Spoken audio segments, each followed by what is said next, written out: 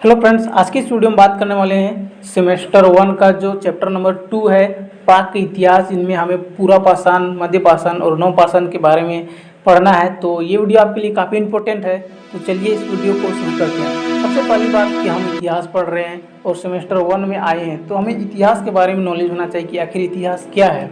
तो इतिहास एक ऐसी घटना है जिसी को हम हिस्ट्री बोलते हैं। तो एक ऐसी घटनाओं के बारे में मिलती है जो अतीत में घटी हुई और वो निश्चित समय में नहीं। तो इतिहास में अगर अतीत में बहुत सारी घटनाएं घटी है, लेकिन वो सभी घटनाएं को हम इतिहास नहीं कर सकते हैं। तो एक निश्चित तौर पर घटी है तो उसे हम इतिहास या हिस्ट्री कहते हैं। और यह हिस्ट्री शब्द एक यूनानी शब्द है जिसे हम ग्रीक वर्ड कहते हैं, ठीक है।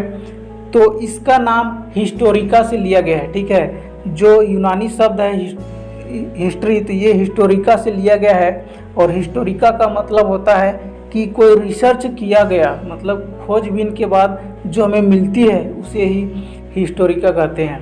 और ये हिस्टोरिका जो है ये हेरोडोटस नामक एक यूनान व्यक्ति ने हिस्टोरिका पुस्तक, मतलब हिस्टोरिका एक पुस्तक है, उसमें लिखकर बताया है कि इतिहास क्या है। और इतिहास के बारे में सारा डिटेल्स में उन्होंने हेरोडोटस नामक व्यक्ति ने लिखकर बताया है। वो हमने बताया कि इतिहास क्या है और अतीत में कौन कौन सी घटनाएं घटी हुई है। ये किसने बताया? तो हेरोडोटस ने।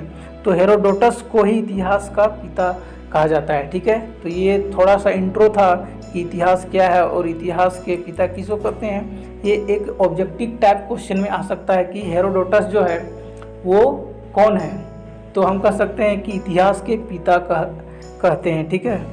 अब बात आ जाती है कि इतिहास यानी भारत का इतिहास। तो भारत का इतिहास बहुत बड़ा है, उसको हम एक चैप्टर में या एक बुक के माध्यम से नहीं पढ़ सकते हैं। तो इसीलिए उसको डिवाइड किया गया, 3 भागों में डिवाइड किया गया। तो पहला है प्राचीन भारत, दूसरा है मध्यकालीन भारत और तीसरा है आधुनिक भारत। तो प्राचीन भारत यानी क्या? तो एंशिएंट इंडिया, ठीक है। और नेक्स्ट है मेडिवल इंडिया और नेक्स्ट है कह सकते हैं तो मॉडर्न इंडिया। तो इन तीनों में बांटा गया, ठीक है। तो अब क्या है कि इन तीनों में सबसे लंबा काल जो है वो प्राचीन भारत का ही है। तो प्राचीन भारत को हम फिर से डिवाइड कर देते हैं क्योंकि वो बड़ा चैप्टर है, ये बड़ा एक ग्रंथ बन जाएगा। तो इसीलिए उसको हम 3 डिवाइड में बांटते हैं। तो प्राचीन भारत को जब हम 3 भागों में बांटेंगे तो पहला है प्रागैतिहासिक काल, जिसे हम प्री हिस्टोरी एज कहते हैं, प्रागैतिहासिक काल, ठीक है। और नेक्स्ट है प्रोटो हिस्टोरी एज यानी आद्य इतिहास काल, ठीक है। और अगला है हिस्टोरी एज जिसे हम ऐतिहासिक काल कहते हैं, ठीक है। तो इसके बारे में हम आज जानेंगे कि प्रागैतिहासिक काल क्या है। यानी ये जो चैप्टर है ये पूरा हम डीपली में जा रहे हैं और यहीं से हमारा शुरुआत होगा।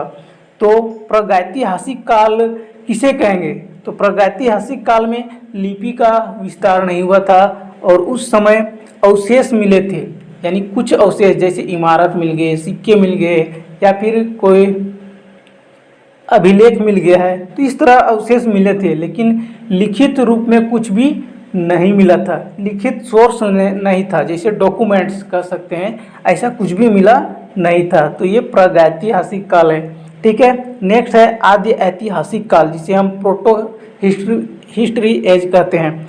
तो इस समय भी हमें अवशेष मिले हैं और लिपि का जो है वो विस्तार, मतलब कह सकते हैं पढ़ा नहीं जा सकता था। लिखित सोर्स है लेकिन उसे पढ़ा नहीं जा सकता है, मतलब कह सकते हैं कि जो सोर्सेस है, मतलब लिखित रूप में हमें डॉक्यूमेंट्स मिले हैं लेकिन उसको कोई भी पढ़ नहीं सकता है, ठीक है। अगला है ऐतिहासिक काल। ऐतिहासिक काल में हमें लिपि भी मिले हैं, अवशेष भी मिले हैं और जो भी डॉक्यूमेंट्स मिले उसे हम पढ़ सकते हैं, आसानी से पढ़ सकते हैं, रीडिंग कर सकते हैं। तो ये ऐतिहासिक काल का एक छोटा सा उदाहरण था, ठीक है। तो नेक्स्ट में हम आ जाते हैं कि जो इन तीनों एज है इनमें से काफ़ी लंबा समय किसका पीरियड होगा, ठीक है। प्रागैतिहासिक काल, आद्य ऐतिहासिक काल या ऐतिहासिक काल। तो इनमें से सबसे लंबा जो काल है वो प्रागैतिहासिक काल का है। तो हम प्रागैतिहासिक काल को फिर से हम डिवाइड में करते हैं। जब हम प्रागैतिहासिक काल को डिवाइड करेंगे तो वो 2 भागों में बढ़ जाता है, ठीक है। तो वो है स्टोन एज जिसे हम पाषाण युग कहते हैं। पाषाण युग का मतलब ये होता है पत्थरों का काल, ठीक है, पत्थरों से रिलेटिव। और नेक्स्ट है कॉपर एज, जिसे ताम्र युग कहते हैं। यानी प्रागैतिहासिक काल को दो भागों में बांटेंगे तो पहला क्या बनेगा, पाषाण युग, और अगला क्या बनेगा, तो ताम्र युग। ये दोनों डिवाइड हो जाता है, ठीक है। अब क्या है कि इन दोनों में हमारा जो लंबा पीरियड है वो कौन सा है, तो स्टोन एज, जिसे हम पाषाण युग कहते हैं। तो पाषाण युग को अगर हम डिवाइड करेंगे तो वो 3 भागों में बंट जाता है, ठीक है। तो पाषाण युग को हम 3 भागों में बांटेंगे तो वो पहला बन जाता है पूरा पाषाण काल, मध्य पाषाण काल और एक नव पाषाण काल, ठीक है। पूरा पाषाण काल, मध्य पाषाण काल और नव पाषाण काल। तो इसमें हम फिर से डीपली बात करते हैं कि आखिर पूरा पाषाण काल का क्या है। तो पूरा पाषाण काल में मानव नहीं बल्कि आदि मानव हुआ करते थे, और जो आदि मानव है वो पत्थरों को रगड़कर आग का आविष्कार किया करते थे, और जब वो आग का आविष्कार करते थे तो उसी से वह अपना जो जीवन है उसी से अपना उजाला की ओर आगे ले जाते थे। लेकिन क्या है, जब पत्थरों के बड़े बड़े आकार का यूज करके वह शिकार करते थे, ठीक है, और जानवरों की हत्या करके अपना भोजन करते थे। और उस समय शिकारी हुआ करते थे, मतलब उस समय जो व्यक्ति थे, जो आदि मानव थे, वे शिकारी हुआ करते थे और शिकार करते थे। और उस समय हमारी कोई भी सभ्यता नहीं थी।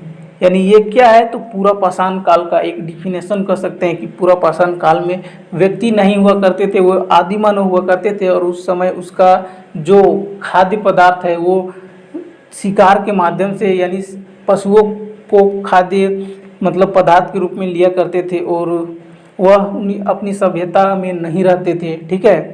तो फिर नेक्स्ट है मध्यकालीन, मतलब मध्य पाषाण काल, मध्य पाषाण काल। तो ये जो मध्य पाषाण काल है इसमें वे समय के साथ क्या है, तो मनुष्य पशुपालन की शुरुआत कर दिया। उसके बाद क्या है, तो जानवरों को मारना नहीं चाहने लगे और अब नहीं शिकार करते थे। फिर वो धीरे धीरे पशुओं के साथ अपना रिश्ता जुड़ने लगा, जिसके कारण वे उसे पशु पालन करने लगे और अपना जीवन यापन करने लगे। फिर नेक्स्ट है नवपाषाण काल। तो नवपाषाण काल एक ऐसा काल है जिसमें पशुपालन के साथ कृषि में भी अपना रुचि मानव लेने लगे, और पशु को अपनी साथ मिलकर वो कृषि करने लगा। कृषि जब वो इंसान करता है तब क्या है, तो वह अपने खाद्य पदार्थ के रूप में वहाँ से अनाज उगाने लगा, और अनाज उगाकर वह अपना जीवन यापन करने लगा।